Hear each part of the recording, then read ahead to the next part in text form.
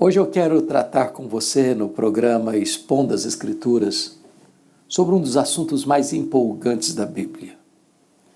E eu quero conversar com você à luz do texto de Isaías, capítulo 40, versos 12 a 31. O profeta Isaías foi chamado de profeta palaciano. Ele é o profeta evangélico do Antigo Testamento. E ele tem uma parte histórica do seu livro, de 1 a 39, e a partir do 40, ele começa então a trazer uma mensagem de consolação para o povo. E ele abre este capítulo 40 tratando da consolação e continua, a partir do versículo 12, mostrando quão grande é o nosso Deus, a majestade de Deus. Porque a coisa mais importante a se conhecer é Deus. Deus é a pessoa mais importante do universo. Este Deus que é autoexistente, infinito, imenso, eterno, imutável, onipotente, onipresente, onisciente, transcendente, soberano, Ele é a razão da nossa vida. Nós não somos o centro do universo, Deus é. E então, não há mensagem mais consoladora, não há mensagem mais edificante para a nossa vida do que parar e refletir sobre quão grande é o nosso Deus. Isaías escreve esse texto usando um recurso retórico de perguntas retóricas, onde a pergunta já tem em si a resposta.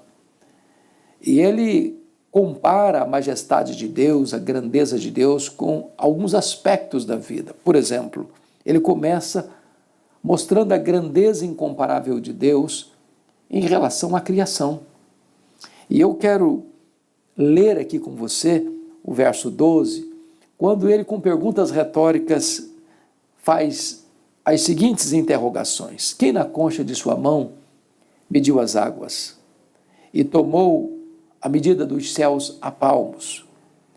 Quem recolheu na terça parte de um éfa o pó da terra e pesou os montes em balança de precisão e os outeiros em balança de precisão? Então ele usa figuras aqui impressionantes. Qual é o tamanho desse universo? Qual é a extensão dos mares, dos oceanos? Ele diz que este Deus é o Deus que mede as águas na concha da sua mão. Pense comigo no Pacífico, no Atlântico, no Índico, no Mediterrâneo, nos rios, nos mares, nas fontes. Ele pesa o pó das montanhas em balança de precisão. Ele mede os céus a palmos. Quando você pergunta para um astrônomo qual é o tamanho desse universo que ele mediu a palmos, ele vai responder para você: bom, ninguém ainda hoje pode afirmar categoricamente qual é o tamanho exato do universo. Com galáxias, com mundos estelares, com a vastidão insondável neste mundo fantástico que Deus criou. Os estudiosos dizem que o nosso universo tem mais de 93 bilhões de anos-luz de diâmetro. Isso significa que se nós voássemos a velocidade da luz, 300 mil quilômetros por segundo, nessa velocidade nós gastaríamos mais de 93 bilhões de anos para ir de uma extremidade à outra deste universo. Como diz Abraham Kuyper, primeiro-ministro da Holanda, não há um centímetro sequer deste universo onde Deus não possa dizer: isso aqui é meu, estou aqui, eu criei isso aqui, sou dono disso aqui. Quando o profeta retrata com esta pergunta retórica, quem mediu os céus a palmos, ele está mostrando para nós a grandeza extraordinária deste Deus Criador. Ficamos certamente espantados com a grandeza do macro-universo, como ficamos hoje boquiabertos com a grandeza insondável do micro-universo. Por exemplo, uma folha que você colhe no seu jardim é tão complexa como uma grande cidade, como uma grande metrópole. Por exemplo, você pega um ovo e aquele ovo tem uma gema, e aquela gema é mais complexa do que qualquer máquina que o homem jamais inventou. O Dr. John Wilson, catedrático de Harvard na área de oftalmologia, diz que você e eu temos em torno de 10 milhões de fios duplos encapados em cada um dos nossos olhos. E se não for assim, haveria um curto-circuito e ficaríamos cegos. O Dr. Marshall Nirenberg, na sua pesquisa, descobriu, que ele é prêmio Nobel de Biologia, que você e eu temos mais de 60 trilhões de células vivas em nosso corpo. E que em cada uma delas você tem 1,70 m de fita DNA, onde estão gravados e computadorizados todos os seus dados genéticos. Quando você espicha a fita DNA do seu corpo, você tem 102 trilhões de metros de fita DNA. Você tem 102 bilhões de quilômetros de fita DNA no seu corpo. Dá para dar diversas voltas no sistema planetário. Deus criou tudo isso. Quando você vai para o versículo de número 25, ele diz, versículo 26, ele diz: levantai o alto os olhos e vede quem criou estas coisas. Aquele que faz sair o seu exército de estrelas, todas bem contadas, as quais ele chama pelo nome, por ser ele grande em força e forte em poder, nenhuma só delas vem a faltar. Então veja você no verso 26, que está usando agora uma outra ideia da criação, as estrelas do céu. E a pergunta é: quantas estrelas existem? Os estudiosos dizem que há mais estrelas no firmamento do que grãos de areia de todas as praias e desertos do nosso planeta. Para nós, as estrelas são incontáveis, como para nós são incontáveis as areias das praias e dos desertos.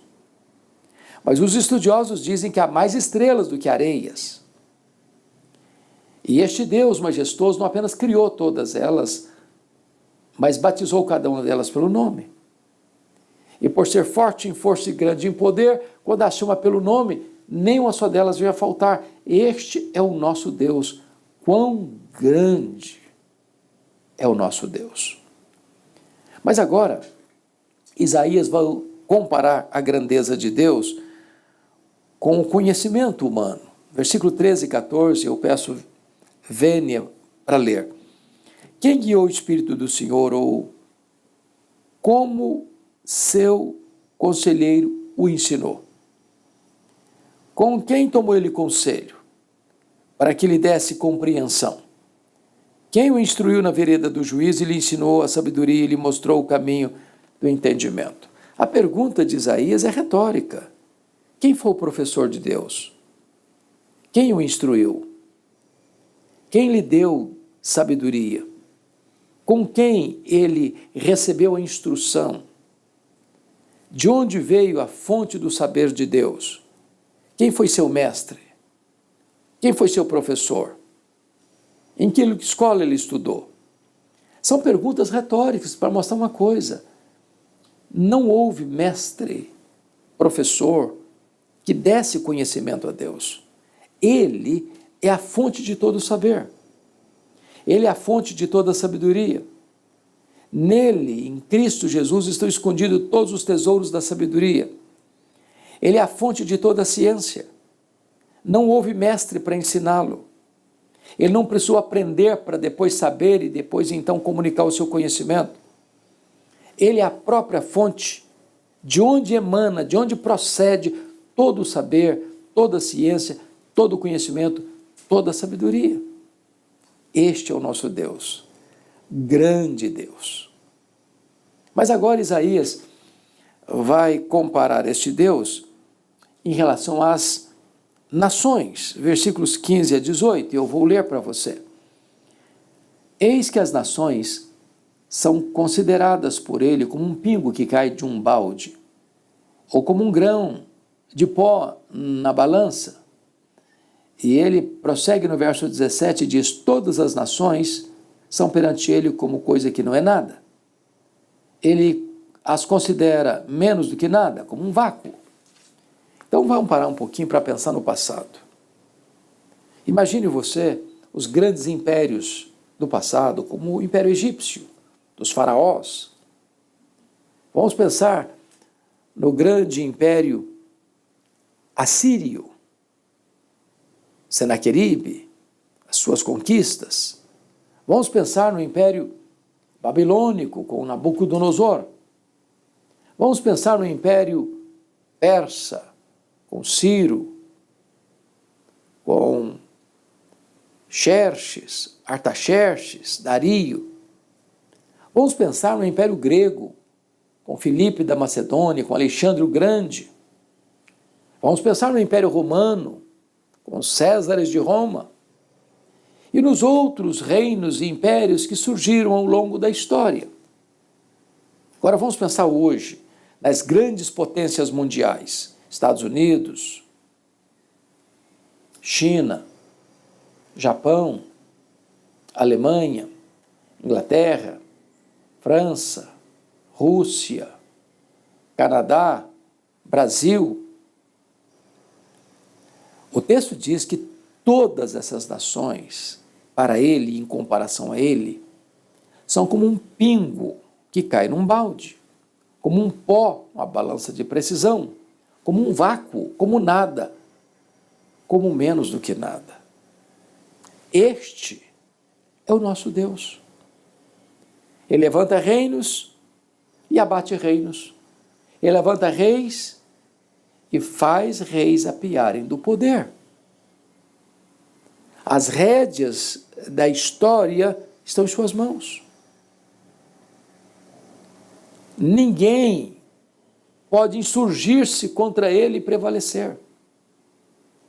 Deus não está lá no céu esfregando as mãos, ansioso, sem saber o que vai fazer, com os intrincados e complexos problemas que assolam as nações. Ele é soberano. Ele é majestoso, ele tem todo o poder, ele tem toda a autoridade, ele está assentado num alto e sublime trono, e ele governa, e ele reina, e ele dirige os acontecimentos. A história não está à deriva, a história não está dando voltas, a história não está sem controle, a história caminha por uma consumação final. E a vitória é de Deus, a vitória é da luz, a vitória é da verdade, a vitória é da justiça. O diabo não vencerá, o mal não vencerá, a mentira não vencerá, a corrupção não vencerá, o erro não vencerá. É Deus que está no trono e conduz a história a uma consumação. Mas notem comigo mais. O profeta Isaías agora vai comparar a majestade de Deus com os ídolos dos povos.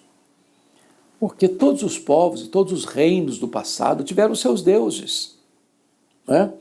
O egípcio tinha seus deuses e por isso que as pragas vieram. Cada praga daquela, as 10 pragas, era uma divindade que estava sendo desbancada do panteão egípcio. Os assírios tinham seus deuses, a Babilônia tinha os seus deuses, os persas tinham seus deuses, os gregos tinham seus deuses, os romanos tinham seus deuses, seus ídolos. E agora veja o que ele diz no verso 19 a 21. Ele pergunta assim: o artífice funde a imagem e o ourives a cobre de ouro e cadeias de prata forja para ela. O sacerdote idólatra escolhe madeira que não se corrompe e busca um artífice que não perito para assentar uma imagem esculpida que não oscile. Acaso não sabeis, porventura não ouvis? Não vos tem sido anunciado desde o princípio, ou não atentastes para os fundamentos da terra? O que ele está dizendo? Ele está fazendo um paralelo entre o Deus vivo e os ídolos mortos. O Deus autoexistente e os ídolos forjados, fabricados por mãos humanas. O Deus todo-poderoso e os ídolos impotentes. O Deus que é o Criador e os ídolos que foram criados. O Deus que sustenta a vida e os ídolos que precisam ser carregados. O Deus que não precisa ser servido e os deuses que precisam ser servidos. Então, ele começa a quase que satirizar com os povos ao criarem os seus muitos deuses.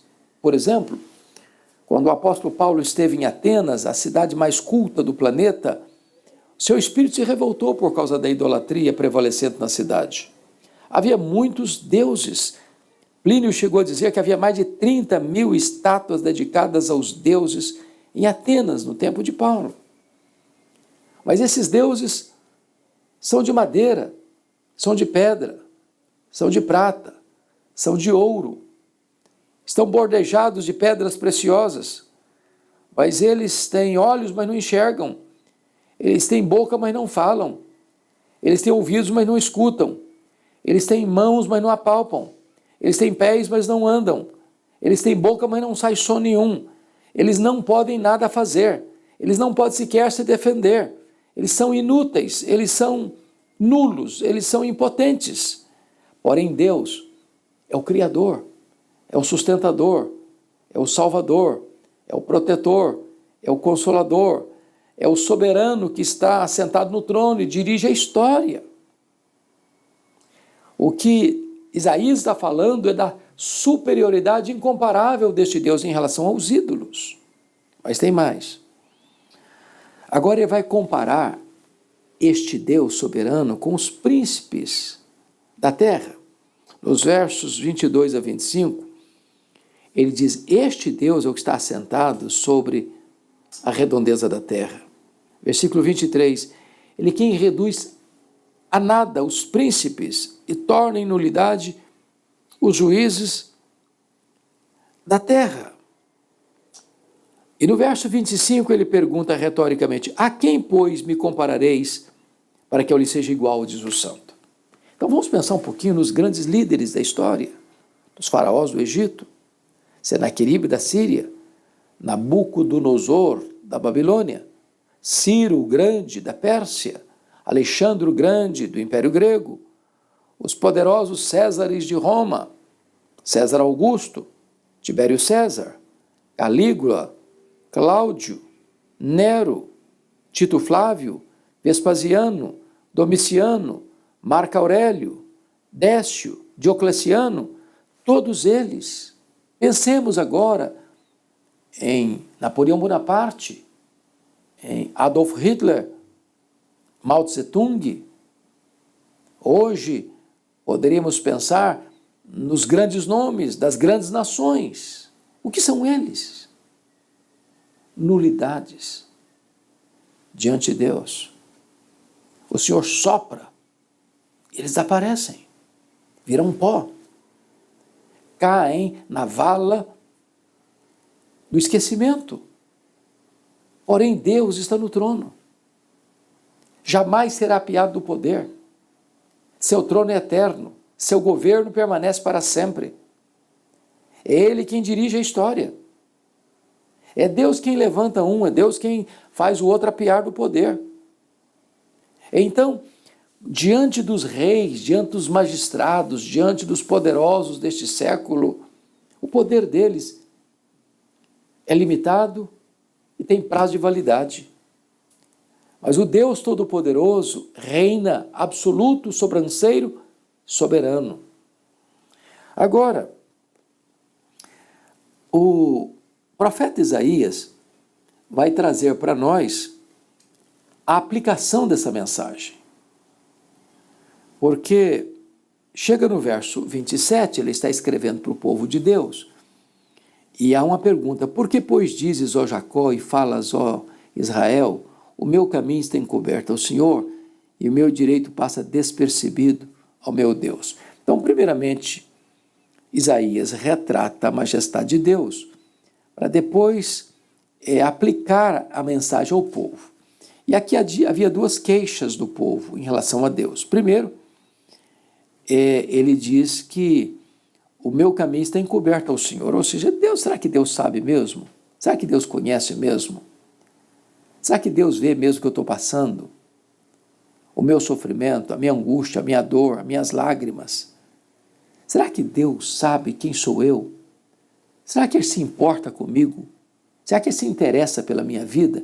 Era um questionamento do povo de Deus nesse tempo de Isaías, 700 anos antes de Cristo. Mas agora eles fazem não só uma análise, mas uma queixa com um tom de censura, quando pergunta assim: o meu direito passa despercebido ao meu Deus. Agora eles não estão duvidando que Deus existe, não. Agora eles estão duvidando que Deus seja leal, íntegro, fiel, verdadeiro, justo. Agora eles estão dizendo que Deus não dá a eles o que eles têm direito, que o direito deles passa despercebido, que Deus não é justo. Aqui eles estão censurando Deus. Eles estão dizendo que Deus não tem tratado a eles como eles mereciam ser tratados. E vejamos qual a resposta do profeta. Não sabes, não ouviste que o eterno Deus, o Senhor, o Criador dos fins da terra, nem se cansa, nem se fatiga, não se pode esquadrinhar o seu entendimento. O que ele está dizendo é o seguinte: Deus não fica ocupado a ponto de perder um compromisso, não cumprir uma agenda, não atender a uma demanda, esquecer-se de alguma coisa que deveria ter feito e não fez porque estava ocupado demais. Esse Deus, ele tem o controle de tudo. Ele não fica estressado, ele não fica cansado, ele não precisa dormir para repor suas forças. Ele não está de viagem, por isso ausente num compromisso. Não, ele é o Deus que tem o controle e o domínio de todas as coisas. Ele não se fatiga. Aliás, ele faz coisas com a minha vida, com a sua vida, com a nossa vida, que nós não compreendemos, que nós não entendemos, que nós não alcançamos. Porque se eu pudesse explicar Deus em todos os detalhes, eu seria igual a ele, estaria no mesmo nível dele. Há coisas para nós que são encobertas, há coisas para nós que são incognoscíveis, há coisas para nós que não conseguimos alcançar. É claro, eu sou finito diante do Deus infinito, eu sou fraco diante do Deus onipotente, eu sou de conhecimento pequeno diante do Deus que sabe todas as coisas. Eu sou tão pequenininho diante do Deus que é maior que o universo. Então, eu não vou entender tudo, eu não vou compreender tudo. E o profeta Isaías está explicando isso para o povo. Mas tem mais. Versículo 29, Isaías diz assim: ele faz forte ao cansado, ele multiplica as forças ao que não tem nenhum vigor. E é claro que o profeta não está falando apenas do cansaço físico, que uma noite de sono repõe as energias.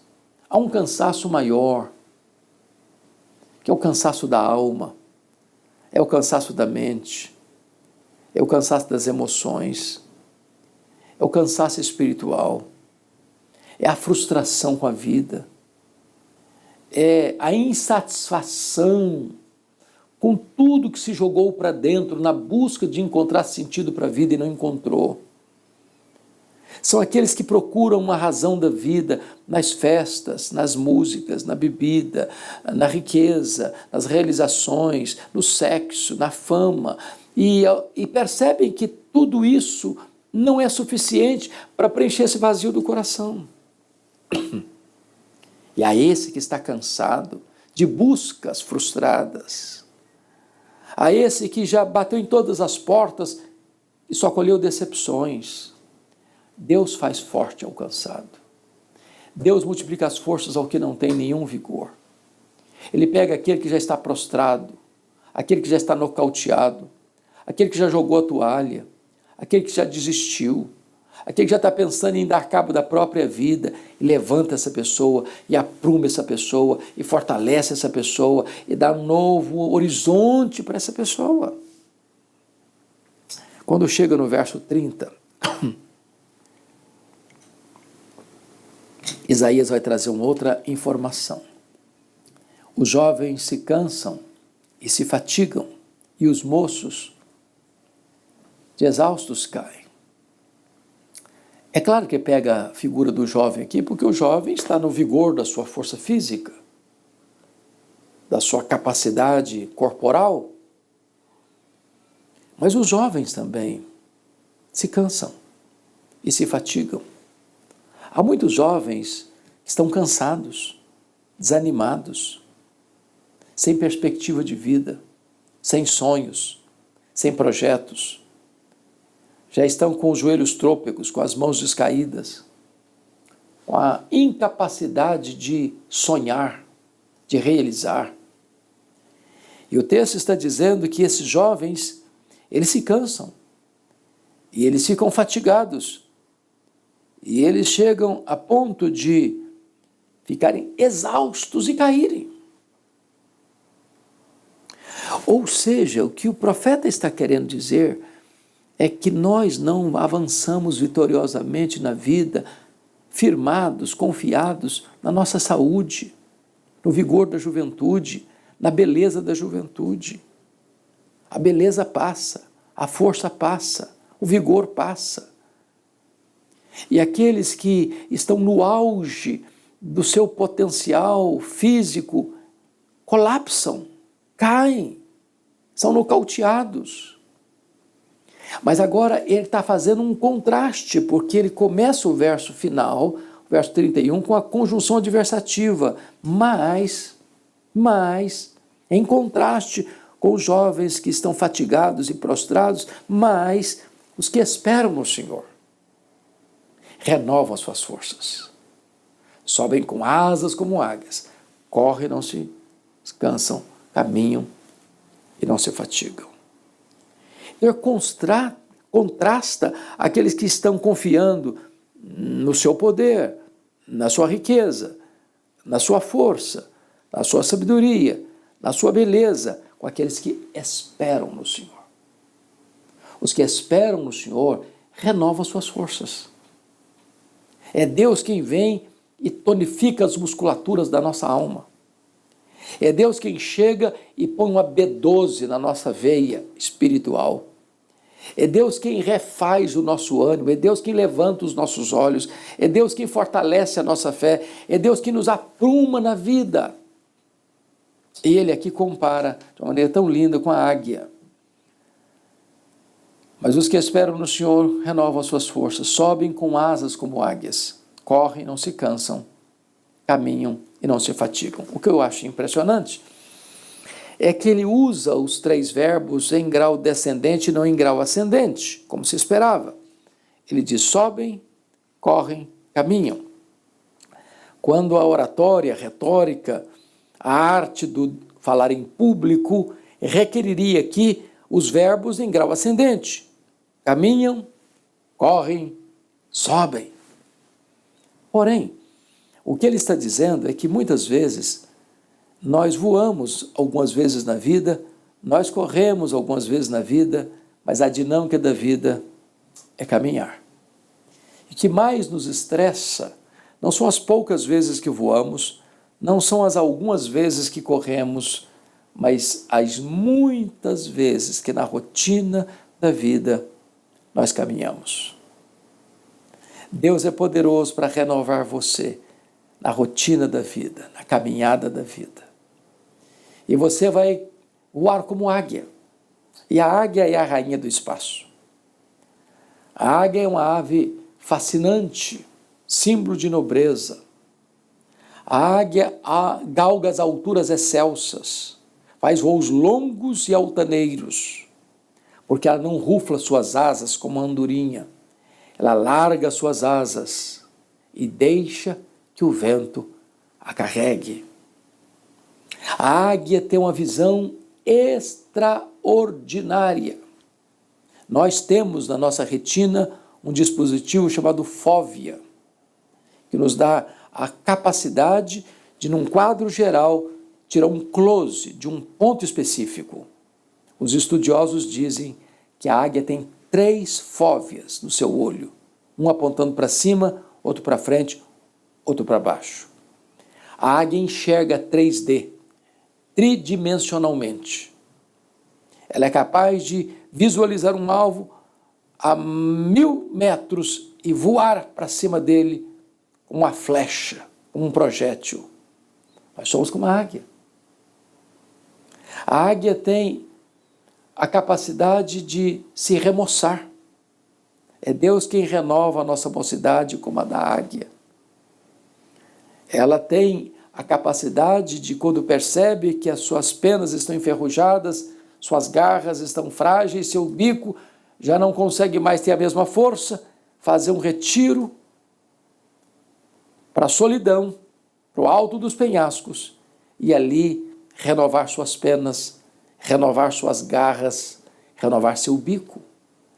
Deus é poderoso também para fazer o mesmo na sua vida, na minha vida, renovar a nossa vida, refazer a nossa vida, reenergizar o nosso coração, trazer nova capacidade de prosseguir e prosseguir vitoriosamente.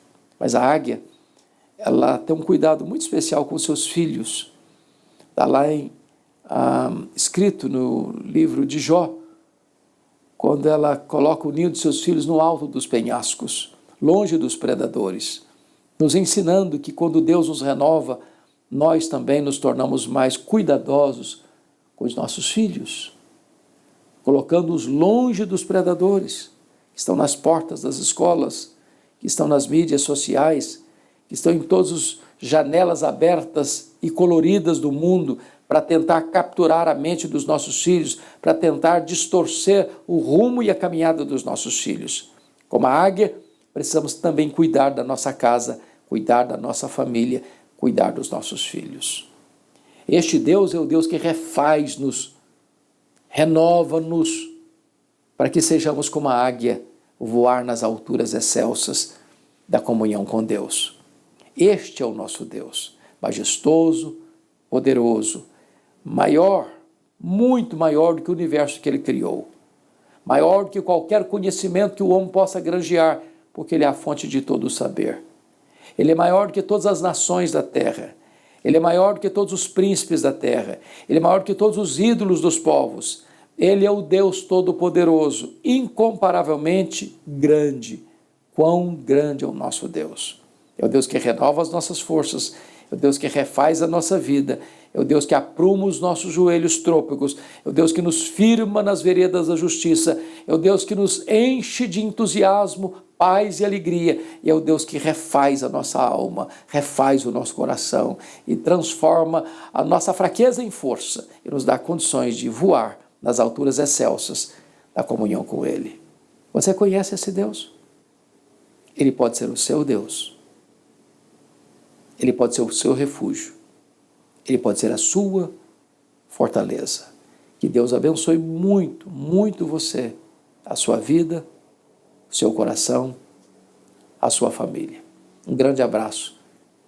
Deus abençoe você.